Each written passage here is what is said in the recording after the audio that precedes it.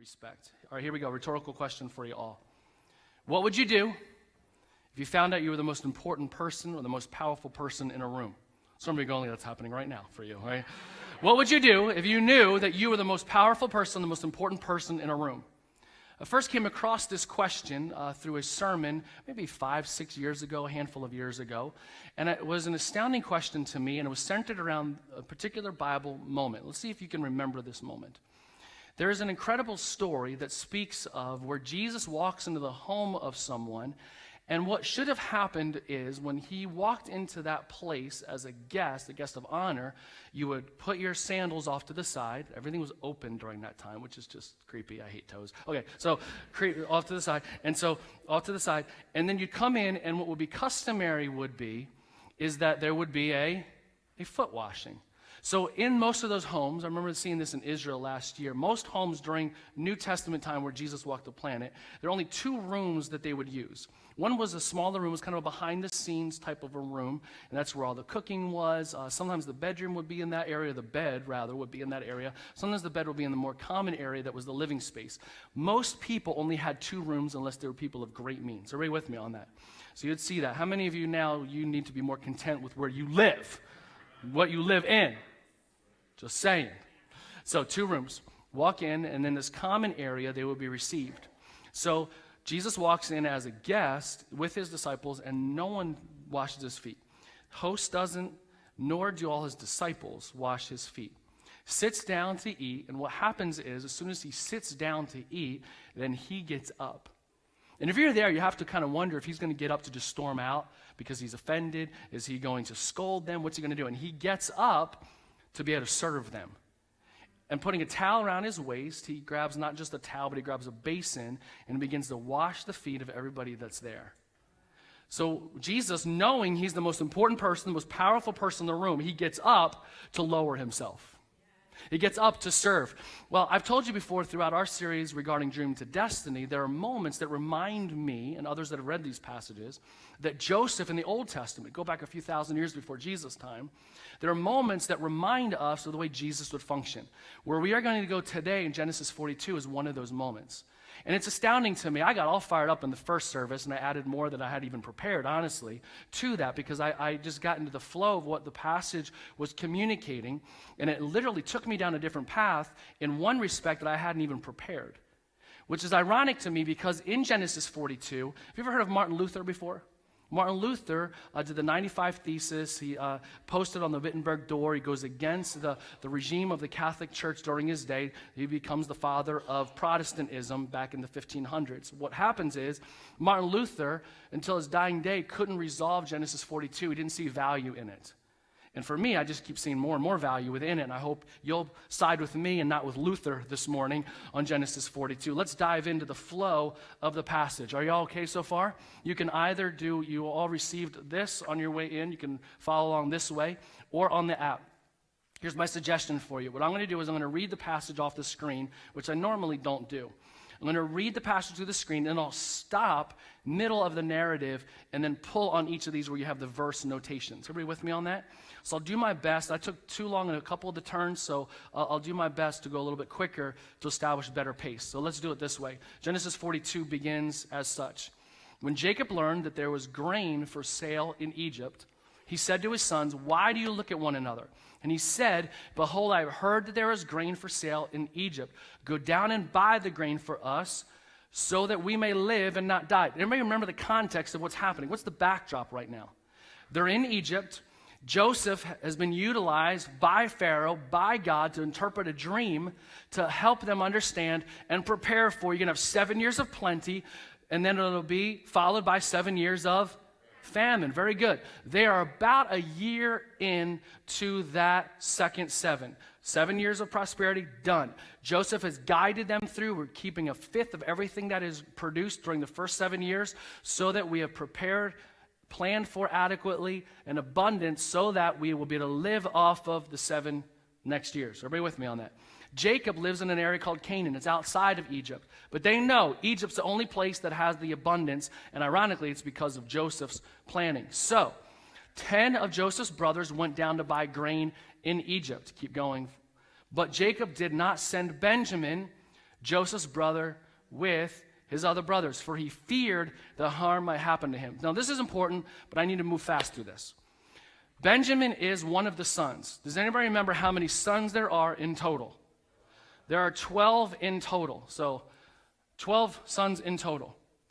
Minus one. Where is he? He's in Egypt. That's Joseph, right? So now we're down to 11. Then Jacob doesn't want to send Benjamin. So we have 10 that are going to go. Everybody's with me on that, right? Why does Jacob want to hold Benjamin back? So I want you to think about this. Benjamin was born under unique circumstances. Benjamin is the 12th out of the birth order. Do you remember who number 11 was in the birth order? It's Joseph. Those two, number 11 and number 12, are the only children born through to, do you remember mom's name? Rachel. Very good. Rachel. Jacob married Rachel, and he fell in love with her, literally love at first sight. It's a great romantic story, actually. Jacob falls in love with Rachel, and what happens is when he falls in love with her, he asks for her hand in marriage through Rachel's dad, Laban. Laban says, absolutely. Married. The next morning, Rachel's not the one that's next to him when he wakes up. It's older sister Leah. Remember that part of the story? And the Bible is less than complimentary regarding Leah. The Bible says that Leah had weak eyes and Rachel was lovely. Do you know what weak eyes means? She'd be ugly. In some Bibles, it has in parentheses, we mean ugly. She had weak eyes. And so Laban goes, this is my only shot to marry her off. She's the older daughter. She should have been married first anyway. And Jacob doesn't know it. And ironically, Jacob's name means deceiver. And now Laban pulls it on him. It's an incredible, incredible story in the late 20s of the first book of the Bible, book of Genesis. It's a great, great story. Highly recommend it. So that's for free. Okay. So what happens is now Leah and Rachel are with Jacob. So Jacob has to work 7 more years for Rachel to be his wife, and he now has 2 wives. Some of you got to think you got enough trouble. Okay, the 2 wives. You got the ugly one and the beautiful one. And Leah keeps having child after child after child. She has in order. She has Reuben. She has Levi. She has Simeon. She has Judah. She keeps having children. And every time she has them, she's hoping that God will see her and her husband will see her. Think about how sad this story is. She's just along for the ride. They pack up and they go, oh, you're coming too? Like it's not grand for poor Leah. You know, you're the one that has weak eyes. Just stay in that chapter. We're going. You're going. But she comes along. She feels the pain of that. But Rachel has another issue altogether. She's barren. And so she even offers maidservants to Jacob along the way. So they have children 4, 5, 6, 7, 8, 9, and still through even 10, Rachel has never offered a son. How many of you know that in that culture, that was an albatross of sorts? So finally, Rachel has Joseph. That one goes. Benjamin is born. Now, I don't know if you know this, but what happens during the pregnancy or the delivery of Benjamin? Do you know what happens to Rachel? She dies. In fact, as she's drawing her last breath, she names him Ben-Oni, not Obi-Wan Kenobi. Ben-Oni. She names him Ben-Oni, which means child of the pain or child of suffering. And she literally dies. As she's breathing her last, Jacob intervenes, and he says, listen, I know it's pain. It's going to be pain for me because you're who I really loved. Because look at that one. Okay, so you're just kidding. You're who I really loved. He was truly enamored with her. And so his heart is broken. But he says, no, that son will not be Ben-Oni, child of the pain. It'll be child of the father or child of the promise. So that son is born before, I believe, some scholars disagree on this. I believe Benjamin was born before Joseph goes away. So think about it from this perspective. When Joseph originally has his encounter with the brothers and he's sold into slavery, do you remember that there's no mention of mom? And if you look at it chronologically in 2 chapters before, it registers that Rachel had died. Not every part of the Bible reads chronologically, but more than likely this part does, where Rachel dies, so that means if Rachel is dead, that means who is alive? Benjamin. I'll get to a point at some point, I promise. By about 1:30, I will. So, Rachel dies, Benjamin is born. Now think with me on the timeline of what's happened so far with Joseph. He is 17 years old when he's sold into slavery. Then what happens? Then he is in prison and the like for 13 years. Finally promoted at 30. Then you remember what happens the next 7 years. Land of abundance, he leads them through. Now we're about another year in. So more than likely, Joseph is about 38 or 39 years old. And I misspoke on this in the first service. So let me do it this way. So at this point, what you have is, neither one of these sides work. There we go. That Joseph has been in Egypt for about 21, 22 years. 21 plus 17 is what? 38. He's 38. More than likely, Benjamin is at least then how old? This is the last part of the equation. More than likely, Benjamin is how old? He would be this number plus whatever difference we don't have that we're not privy to. Everybody with me on that? Okay, so let's pretend he's 21 or 22 years old. That's college age. That's launching your career. That boy, Jacob, doesn't want to send him to go to Egypt. Because what has he done? He has projected the favoritism that was on Joseph before, put it onto Benjamin. He is now a child of the promise, the child of the father. Now he is born in the place of his wife's dying. And so you'll see it bear out later. He literally views Benjamin as the only son he has left. All the other guys, the other 10, are just part of the backdrop. They're part of the story, but they're not part of his heart.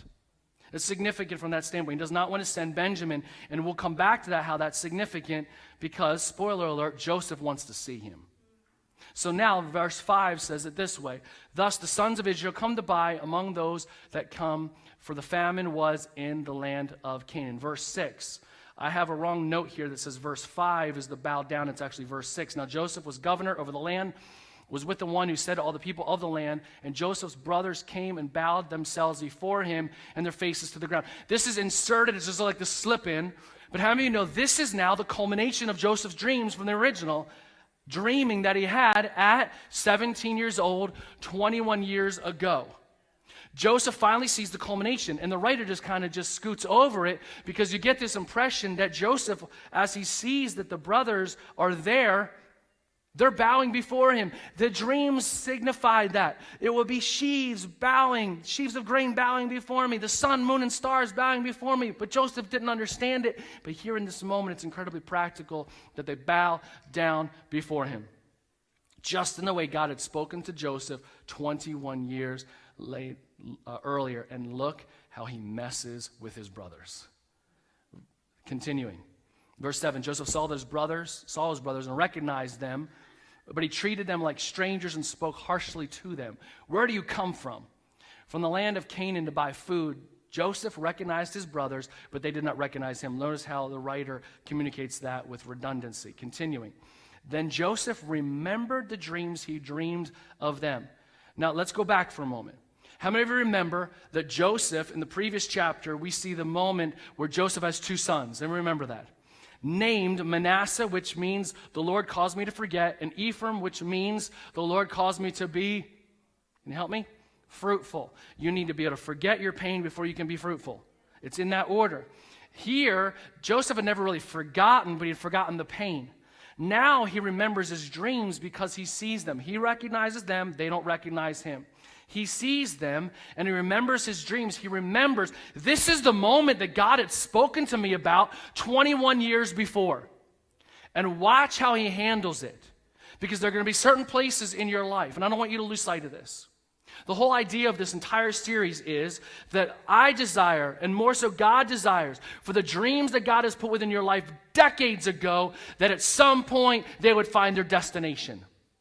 And I want you to remember that, and along the way, you will have opportunities to steward the dream in such a way that when you are in a position of power and authority, you leverage it for glory, not for your own gain. And Joseph has this incredible moment where he has to decide this. And he messes with him a little bit, but you'll see why. Everybody okay so far? Let's keep going. Verse 10. They then say back to him, no, we're not spies. He says that you're spies who come to see the weaknesses in our land. No, we are servants come to buy food. We're all sons of one man. We are honest men. Come on, you have to read the Bible in such a way that there is comedy that comes out. Because Joseph got to be like, say what? I remember you. You don't remember me. We're going to get to that, brothers. But I remember the fact that you are not honest men. I remember the clanking of the shekels as I was sold to the Amalekites. You're not honest men. Your servants have never been spies. Well, at least they got that part right. Keep going. Okay, the next part. Next slide, please. But Joseph said to them, did I? You know what? I may have to go back to this. I'm messing up my rhythm. Did I skip anything, George? Okay, you're at 12? Okay, thank you. He said to them, it's to see where we're exposed, where we're vulnerable is what you've come to see. They said, no, we are your servants, and we were 12 brothers. One is no more, and the youngest was with our father. Daddy wouldn't let him come. Keep going. But Joseph said, no, it is as I say to you, you are spies. By this you shall be tested. And it's a setup. He wants to test their heart and what they are about. Has any change happened within them? You shall not go on from this place unless your youngest brother comes here. Keep going. Send one of you, let him bring your brother while you remain confined, that your words might be tested, whether there is truth in what you say. I'll pause there and I'll retell the rest of it this way. Watch this. So, help me out. Joseph is wanting to test them, right? There are 10 brothers. Where they are from is Canaan. Where they are is Egypt. Joseph is going to test them. He wants to see, has anything changed within their heart? So what does he say first? Help me for a second. What does he say? This is your first fill-in. The first option is send one, and the remainder stay in custody. Everybody got that? So one's going to go back to Canaan, and then how many would stay in Egypt? 9. 9 would go. Then I'll retell the next part of this. He then allows them and himself to think about it for 3 days. During this time, he puts them into jail. How you like me now, right?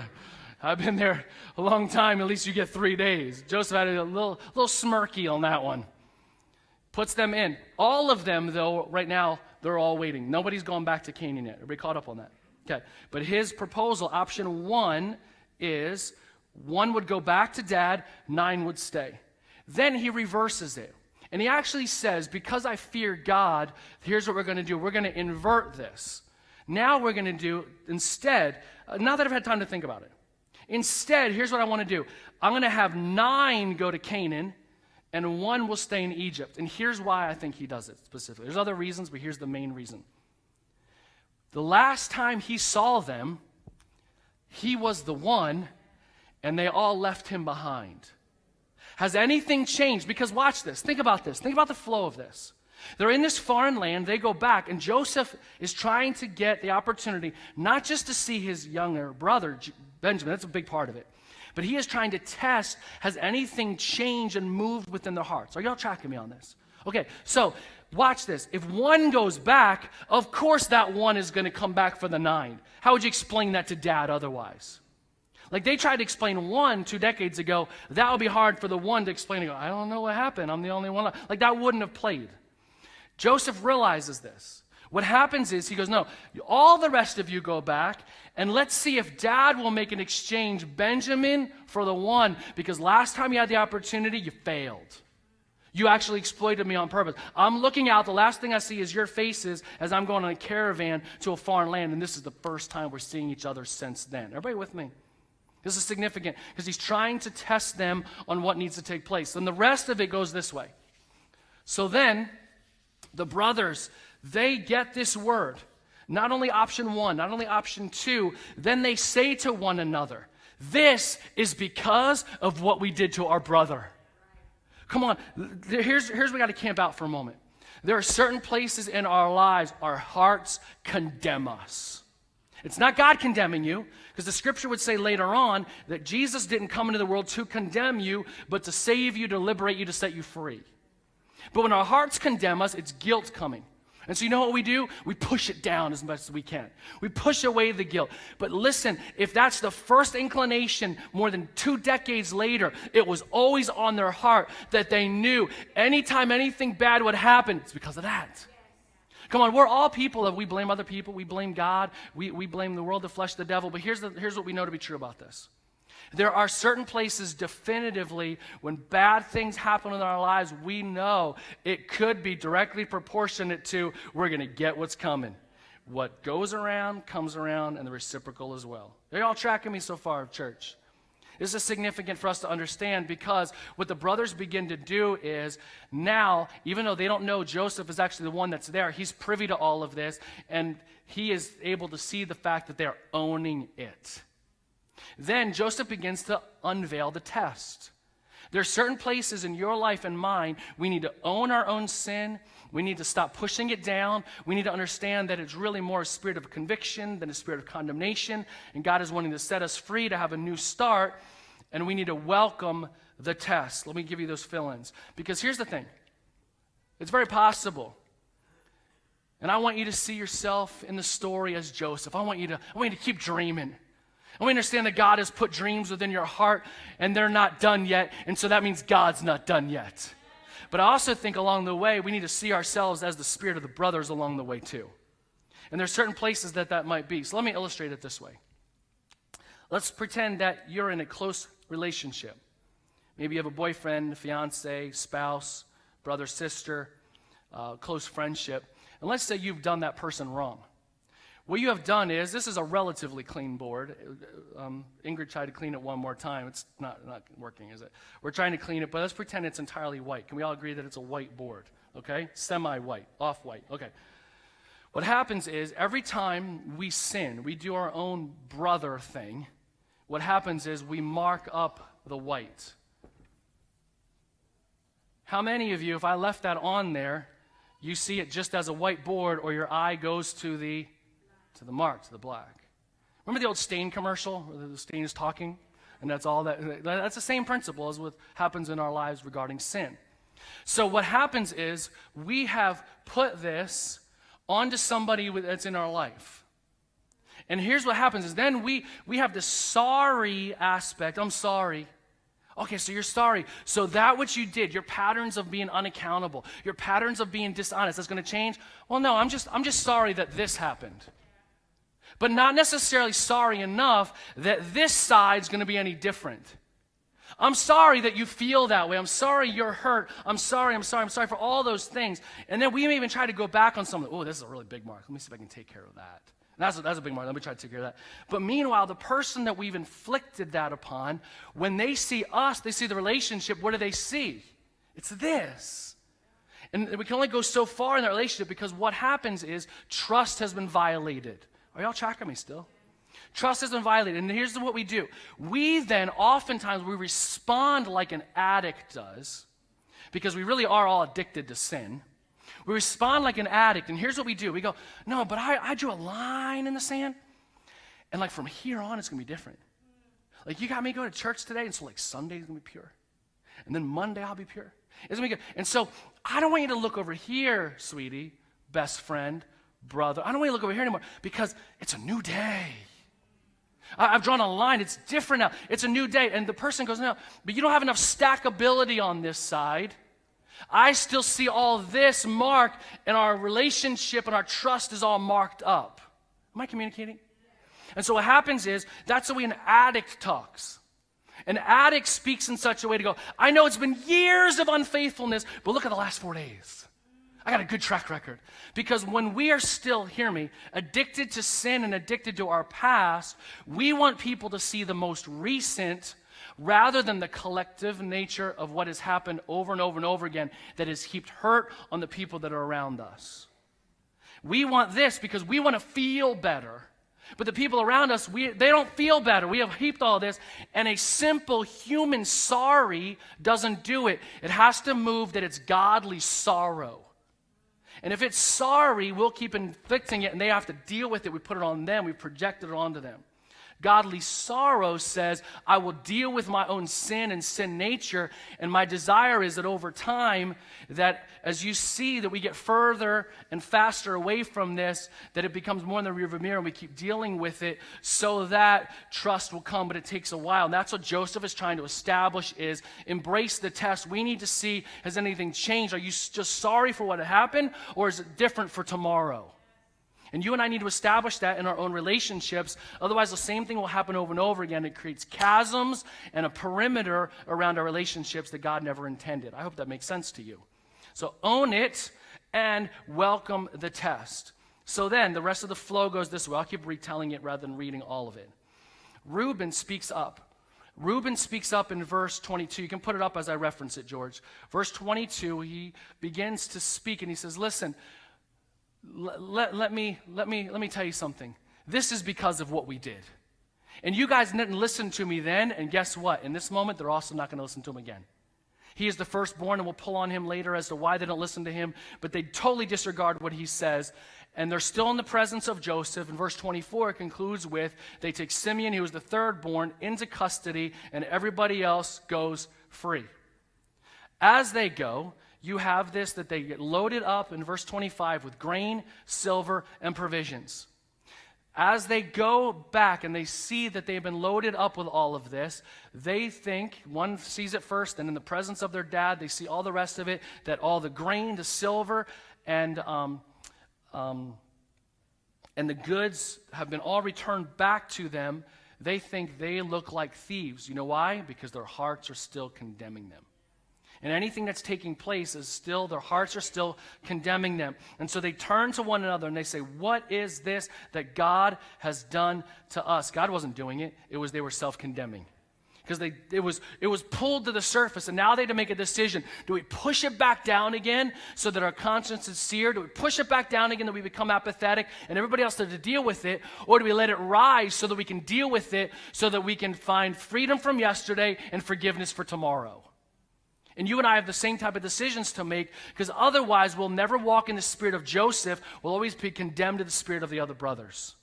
And God is trying to deal with us on some of those things within our lives. So they retell the story back to Jacob. Dad, listen, we got to go back for grain at some point. But even before we do that, Benjamin's got to go back with us. And Jacob says this incredible statement. If you would put up verse 36 for me, George. Verse 36 says this. As they emptied their sacks, behold, every man's bundle was there. We already mentioned that. And then Jacob says, you have bereaved me of my children. Who's he speaking this to? Over to the other brothers, to the kids. You have bereaved me of my children. Joseph is no more. Simeon is no more. And now you want me to take Benjamin? You want to take him with you? All this has come against me. And you know what? He's right. It all has come against him. And then he goes on to say this incredible statement in the next couple of verses. Reuben says, kill my sons if I don't bring them back. Keep going. Bring Simeon and Benjamin back. You can trust. But he said, my son shall not go down with you. This is Jacob speaking. For his brother is dead, for all that I know. That's what you guys have led me to believe, right? Joseph is dead. And he is the only one left. Who's he speaking of? Who's the only one left? Imagine the other brothers. What's he saying? You're all just part of the story, but my heart is with Benjamin. And my heart's already broken, and you want to break it one more time? You're not who matters to me. I'm all in on the one. And Jacob still hasn't learned his lesson regarding the preferential treatment. All this has come against me. There are certain places in your life and mine we need to deal with some of the things that are amiss within our lives. They're not merely mistakes or mishaps. They're sins against God and against the people that we live with. I'm going to ask you to stand with me, and let me close with this as the worship team comes to help.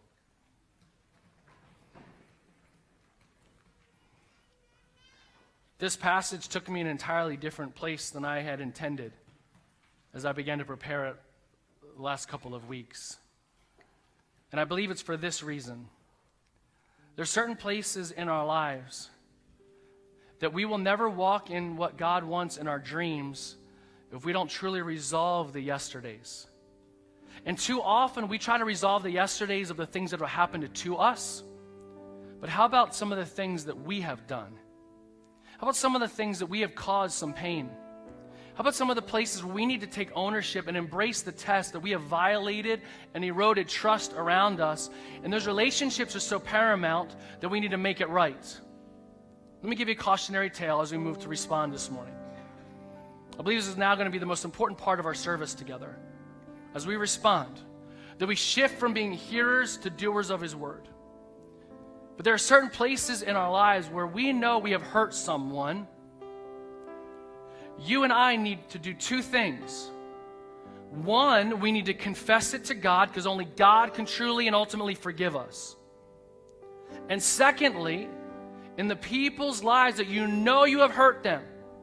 Now listen, if you have certain things like ill will, or you've had wrong thoughts about somebody else's wife, like, you don't need to confess those things to those people, because watch this, you'll feel better and they'll feel worse.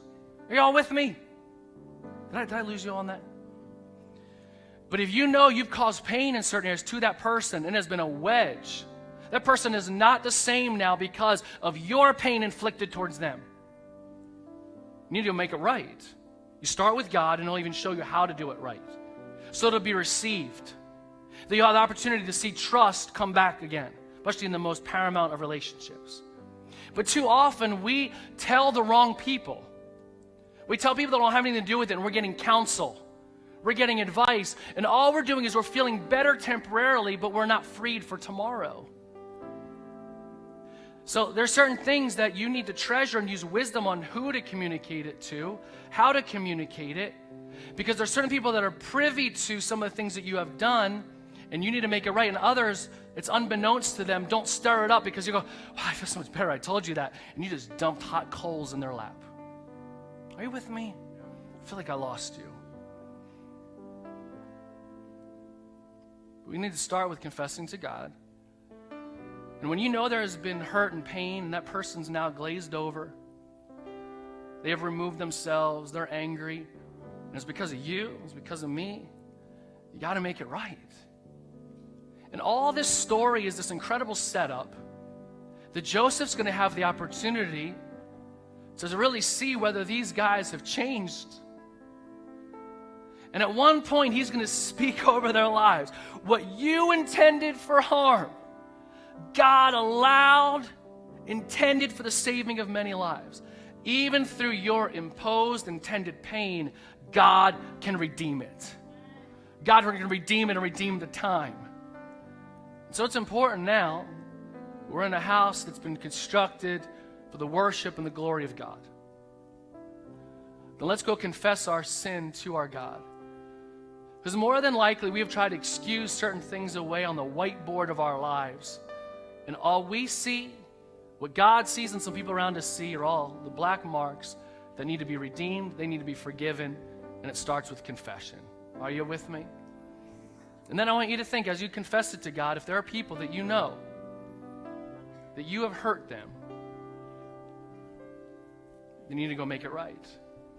You need to go make it right. So let me give you an example of what not to do as we close. There was somebody that had hurt me a long time ago, and he had no idea. How many of you have situations like that? They have no idea. They had no idea. And I wasn't going to go back to that person and say something. I had ill will in my heart towards that person now. They had no idea what was going on. They didn't know how they'd hurt me. They had no idea the ill will towards them. I mean, I wasn't like plotting his death or anything. Don't get scared.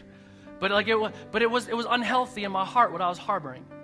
But I knew he was none the wiser, so there was no need to communicate it. Once God set me free of it, I didn't need to communicate it to him. Then I made myself accountable with somebody else so that it wouldn't come back into my heart as something that was unhealthy. There are times we rush to try to make it right with other people because it makes us feel better. That doesn't mean that the sin is no longer going to resurface. You and I need to come up with what God wants to do as a heavenly strategy so that the old is the old, and behold, he is making all things new. That's what God wants to establish in your life. So let's begin to transition. I dare you to sing this song that's entitled Here in Your Presence. Sing this song as a prayer. And as you do, I invite you to come a little bit closer. Now is our time to enter into our relationship with God so that coming out of here, we have a strategy how to relate to other people. Deal with what God is wanting you to deal with right now. And he is not wanting to condemn you. He is wanting to liberate you. He is not wanting you to be dead in your shame. He's wanting to save you this morning. He is wanting His freedom, His life, and His love to be over you, and only He can do it. Now is your time to be set free and to be forgiven so that tomorrow will look radically different than yesterday.